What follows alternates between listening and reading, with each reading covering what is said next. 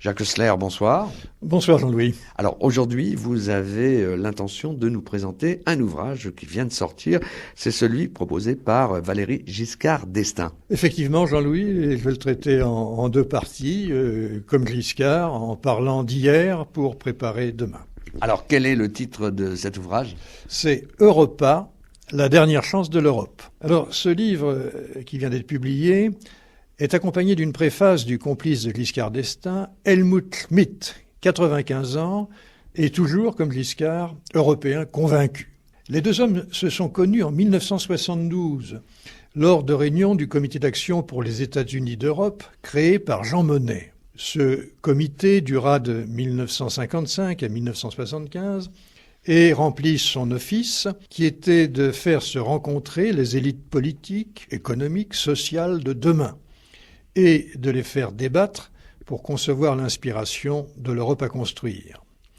Ils étaient alors tous deux ministres des Finances. En 1974, Giscard est élu président de la République française et Schmidt est nommé chancelier de la République fédérale d'Allemagne. Ils vont pouvoir, de façon concertée et même complice, ils vont pouvoir démontrer que le couple franco-allemand est bien le moteur de la construction européenne. C'est l'époque de la ligne droite, selon la vision de Giscard, la ligne droite où l'Europe se construit progressivement, à petits pas, guidée par des hommes d'État conscients de leurs responsabilités historiques et qui partagent suffisamment un projet commun. Alors, des étapes historiques sont ainsi franchies. Ce fut la création du Conseil européen en 1974, à l'initiative de la France. Je rappelle que le Conseil européen, c'est une réunion régulière des chefs d'État et de gouvernement.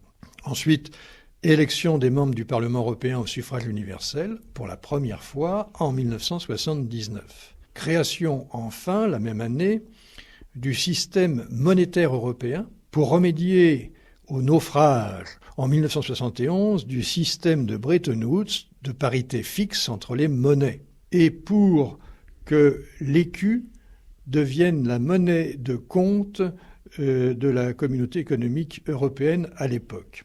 L'écu anticipait la monnaie unique, l'euro, qui ne verra le jour qu'en 1999. Passage d'une anecdote, c'est Giscard qui a proposé que cette monnaie de compte s'appelle European Currency Unit.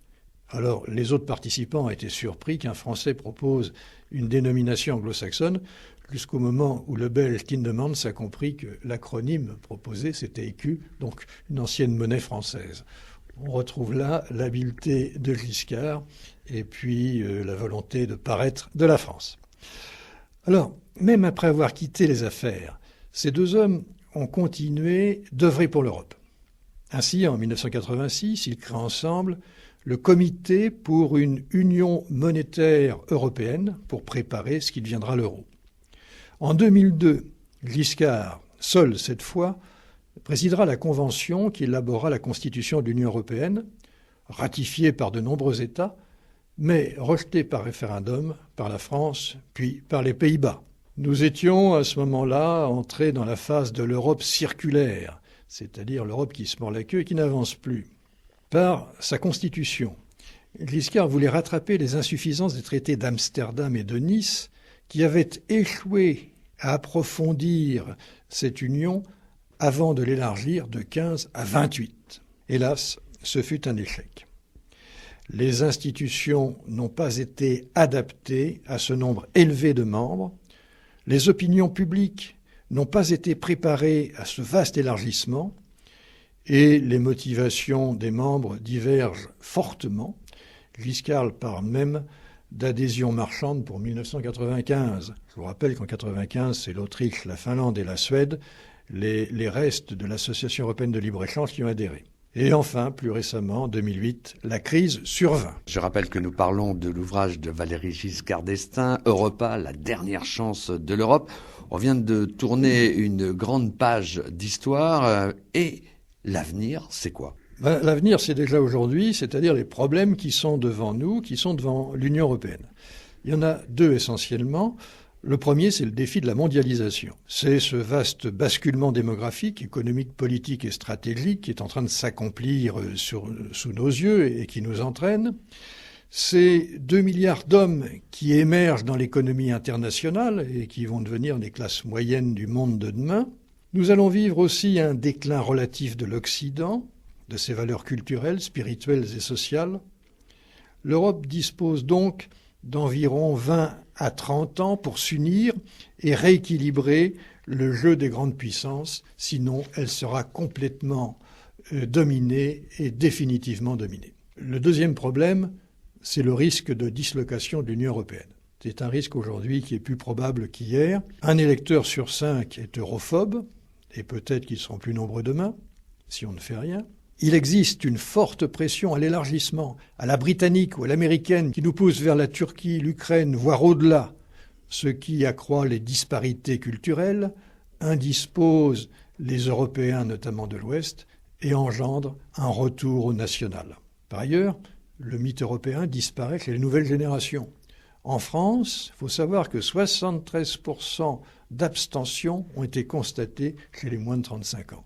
Et enfin, nous voyons bien en ce moment les divergences économiques entre la France et l'Allemagne qui n'ont jamais été aussi importantes. Alors le titre de cet ouvrage de Valéry Giscard d'Estaing, Europa, c'est quoi précisément, Jacques ? Voilà la proposition de Giscard, son projet. Alors tout d'abord, c'est de maintenir l'Union européenne à 28, qui subsiste. Mais, dit-il, il faut davantage intégrer les États qui le souhaitent et qui le peuvent. Giscard voit une proposition de la part des 6 pays fondateurs qui pourrait être rejoints par l'Espagne, le Portugal, l'Autriche, la Pologne, voire l'Irlande et la Finlande. Ce serait 12 membres. Il s'agit de créer en Europe une puissance économique capable de rivaliser avec ses grands concurrents, de maintenir son emploi et de représenter ses valeurs culturelles et sociales. Et ce, par plus d'intégration, conformément au dessein original de Schuman et de Jean Monnet. Il convient de constituer dans l'eurozone, c'est là le point d'application, une union monétaire, budgétaire et fiscale, un espace économique homogène, doté à terme d'un trésor public et d'un mécanisme de solidarité financière. Voilà les composantes. Alors cette intégration économique se ferait sans intégration politique, parce que celle-ci n'est acceptable ni par les opinions, ni par les dirigeants actuels. J'ai déjà évoqué certaines de ces composantes. Je ne retiens aujourd'hui que 2 nouveautés, la fiscalité et la solidarité. Alors la fiscalité, l'objectif, c'est la neutralité géographique. Mêmes impôts, c'est-à-dire mêmes assiettes et mêmes taux, tant pour les particuliers que pour les entreprises, dans toute Europa. Il faudrait une convergence en 15 ans par tranche annuelle et démarrage dès 2015 pour aboutir en 2030 et saisir ainsi les âmes au plus tôt pour établir la confiance nécessaire à la croissance et à l'emploi. La solidarité financière serait souhaitable pour rapprocher les niveaux de vie, mais elle devrait être mise en place parallèlement à la convergence de la fiscalité pour respecter les équilibres. Alors les institutions pour faire fonctionner tout ça. Tout d'abord, constitution progressive d'une fédération d'États-nations. Vous voyez, Giscard rejoint Jacques Delors. Les sièges seraient à Strasbourg et Francfort, pour bien les distinguer de Bruxelles, qui continuerait de gérer l'Union à 28. Un directoire, on change de nom là aussi, un directoire des chefs d'État et de gouvernement, animé par un président à temps plein, élu pour 4 ans, renouvelable une fois, serait institué. Il serait secondé par un secrétaire général. Et là, on voit disparaître l'équivalent de la Commission européenne. Le Conseil, c'est-à-dire le directoire, travaillerait directement avec les administrations nationales, tant en amont qu'en aval des décisions. Plus de commission entre les deux. Ce directoire serait contrôlé par un congrès des peuples d'Europe, composé pour 1/3 de parlementaires européens des pays d'Europa et pour 2/3 de parlementaires nationaux, c'est l'innovation, pour être plus près des opinions et impliquer les leaders nationaux dans les débats publics européens. Après la phase de réconciliation jusqu'en 1990, nous sommes entrés dans la phase d'enlisement et de désappointement jusqu'à aujourd'hui, et Europa constituerait le grand espoir du XXIe siècle. Jacques, que peut-on dire en conclusion après la lecture de cet ouvrage de Valéry Giscard d'Estaing ? Jean-Louis, pour ma part, je partage nombre d'avis et d'opinions ici présentés. Effectivement, la situation est critique pour l'Union européenne et une course contre la montre est engagée. Il faut bouger. Deuxièmement, il faut accepter une Europe à deux vitesses. Ça me semble inéluctable. Troisièmement, la zone euro doit être le point d'application des efforts et l'espérance de la renaissance du projet politique originel. Vous savez, ce projet carolingien élargi, parce qu'à 12, il dépasse Charlemagne. Mais ce projet ne pourrait se constituer qu'à long terme. Rappelez-vous, j'avais parlé de l'art du temps. Le réalisme conduit à rejeter tout traité ambitieux, actuellement contre-productif. Il faut progresser à traité constant ou à révision ratifiable par les seuls parlements. J'accuserai toutefois, toute révérence gardée, Giscard de corporatisme. Il est trop intergouvernemental, pas assez méthode communautaire et aussi anti-Spitzenkandidaten. Toutefois, Giscard reste une belle figure européenne historique. Il démontre un bel engagement durable et présente une belle vision de notre avenir, une vision pertinente et surtout stimulante. Merci donc à Giscard.